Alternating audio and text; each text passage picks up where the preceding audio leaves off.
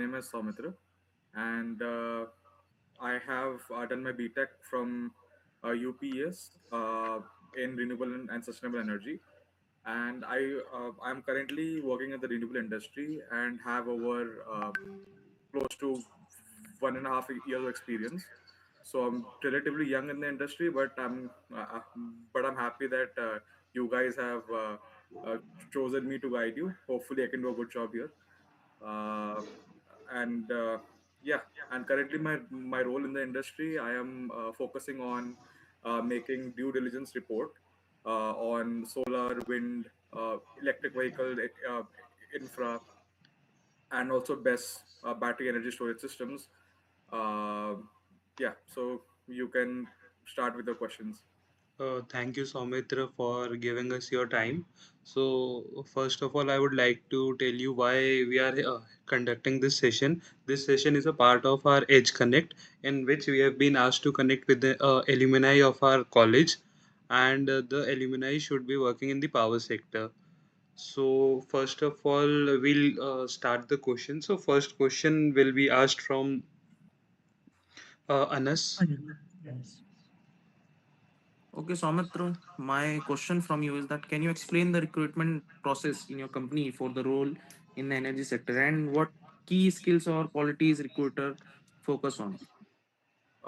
So recruitment process is quite straightforward.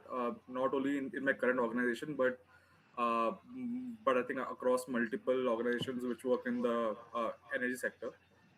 So they first require the relevant skills for the role. Since you all are right now you all are pursuing MBA Power Management right now, so the roles which you would be going into is more of financial roles, as an financial analyst or renewable energy financial analyst. Uh, so I think the major skills which they see is how well you can understand financial models, uh, and can you understand basic financial terms? Also, are you updated on the current policies? Is there any financial incentives which are currently given out by the government? So these are the basic requirements which you need. You also need a really good CV, and try to make the CV as much relevant with the company you want to uh, with the company you want to schedule an interview with, and also, please check the ATS score before you submit your CV. I think that's a very important requirement, and make sure that whatever you write in your CV is you would be able to explain it in the interview, because I think 90% of the interview is based on your CV alone. Else than that, I would say presentation skills also matter. So you can start by practicing mock interviews, maybe in front of cameras. That would be a great start. Okay, thank you, Soumitra. For- So the second question from me, Prithviraj. So I want to ask that many of us came from a non-tech background. So what technical skills should we have to enter the energy market or the Yes, power sector? there are a lot of challenges which I faced initially, because when you come from an education background right to the industry, there are multiple softwares which are bombarded in the first few months of working. I think the major softwares which are currently being used is Homer. Homer is a really good software. It can help build basics for solar. It is PV-Sys, but since you are from a financial background, I would suggest that you can bifurcate different technologies such as wind, solar, thermal, and study their incentives, finances, and make a financial model. There are multiple courses on financial modeling also, which is available on Coursera.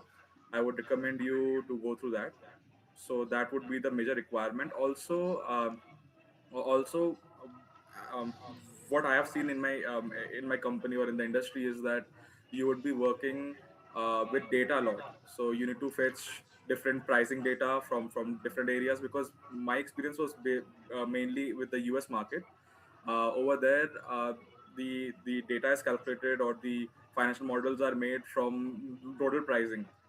So different nodes have different pricing, and to fetch those data from different portals also requires some amount of programming skills, although not vast, but that would be also required. So you can work on that. So those skills would be required. Okay, thank you. Hello Soumitra, myself Pranav. Currently, I am pursuing my MBA in Power Management from UPS. So, I have a question that, from your point of view, what are the current trends and future opportunities in the renewable energy sector that students like us who are going to enter the sector should focus on? Yes, so the renewable sector is growing rapidly in India. So you would be having multiple opportunities. I would say that focusing on the policy aspect is very important, because yeah, even today, major financial decisions are taken based on policies. So the more the incentive given in the renewable sector, the better. Uh, so that is one place which you can focus on. Else than that, you can also look into. Uh, you can also, yeah, I think is that is what I know. Thank you so much.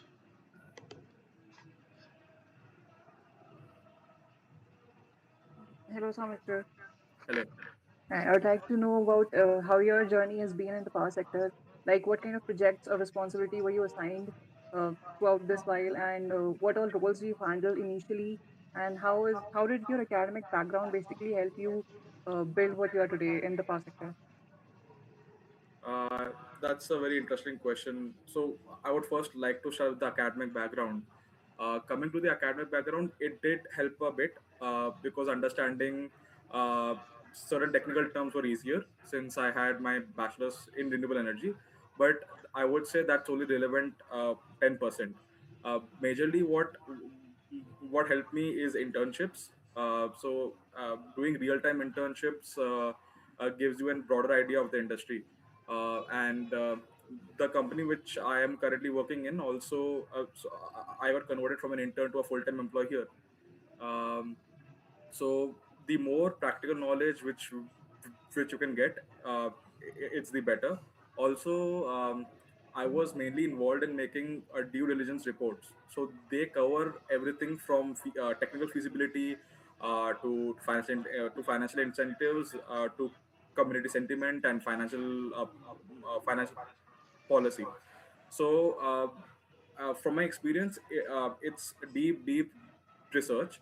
So, and it's very different from the research which we do in the academic side. Since when you're doing academic research, you have, let's say, 1 month or 2 months, but when you're in the market, you have to deliver probably within a week or a few days. So managing time, and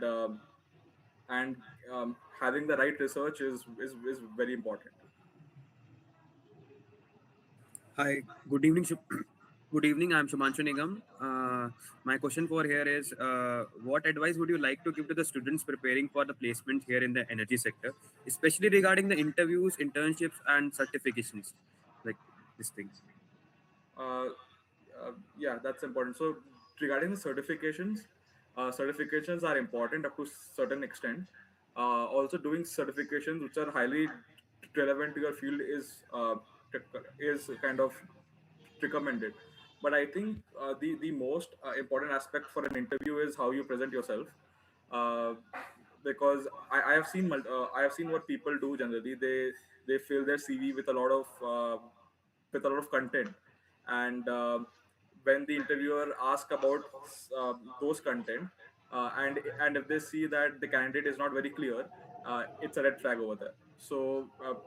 I would say please make a clean, neat CV, and and I think the most important thing is also research on the company background. So let's say you're going for an interview in a ABC company. So you have to sort of check what products the company has, what services it offers, and try to align your CV with those services. That would give you an edge over the company. A plus is just try to know the history of the company, if they ask. and also focus and also please prepare certain questions which are common. For example, can you please give an introduction? That's a very common question. And at the end of the interview, 90% of interviewers will ask this question, that do you have any questions for us? And don't leave that question blank. I think majority of us would generally leave that question blank, but please ask certain relevant questions. It So that makes you eager for the role. So these are few things which you can follow, and they would greatly increase your chances. Um, yeah, and also please watch please watch videos on professional interviews. That also helps a lot. Thank you, Soumitra. I have one last question from my side. So, from your experience in the industry, could you also just I have a doubt that could you clarify my doubt that does the tag of a non-engineer will affect the chances of my selection in the power sector, or does I have any drawback as compared to engineers? That's a very good question, and I would say it will not hinder your chances. You shall have a you shall have really good chances, because I have seen people from BBA backgrounds who have a pure BBA background, and then they have done MBA in finance. Let's say they're doing quite well in the company. They're making great financial models. Uh, initially, you have to gear up. Once you reach the company, you have to understand a certain technical terms. But else than that, you'll be fine, because I think your course is MBA Power Management, and it is not heavy on the technical side. You will be more on the management side, on the finance side. So you should be good. Uh, Having a technical background is an advantage, definitely, but if you don't have it, it's not a barrier. You will do just as well. Thank you, Soumitra. Your answer Thank just you. might have given me along with Give two us of my hope. members of hope, To so many and of it us. has relaxed us so much. One Pranav, more question. Sumit, Just one question from my side. Last question, I think. second last. What are the main difference between US energy market and Indian energy market, and what are the key points, key main features that India should adopt from US? Just a point of curiosity, I am asking this question. Yeah, there are multiple things actually. Sitting in India today, I can make a due diligence report in US. So that's how much data US stores across servers on the net, which is easily accessible. And they have literally mapped, majority of their power plants, majority of their pricing. So just like Google Maps, they have different maps for let's say where different power plants are located, where a transmission line is going through, or where a distribution line is passing from. So all this data is readily available. Also, uh, they have even mapped underground natural gas lines. So the only thing I think which India can take is to sort of gather the data and display it, uh, and it will enable a lot of small companies to easily work. And I think the second thing is they're very transparent when it comes to energy pricing and selling, uh, and also so the major thing is that they're very transparent and the data is easily available. Now when it comes to the regulatory side, India is actually better, because US has a lot of regulations, and they're very strictly followed. For example, if any threatened or endangered species comes near the site, there are multiple approvals. If any floodland, so USA has divided its land into multiple different flood zones, flood zone A, flood zone X, etc. So these flood zones are areas which may be flooded during monsoons. So you also cannot build a project over there, or you may require certain permits. So that permitting process is much better.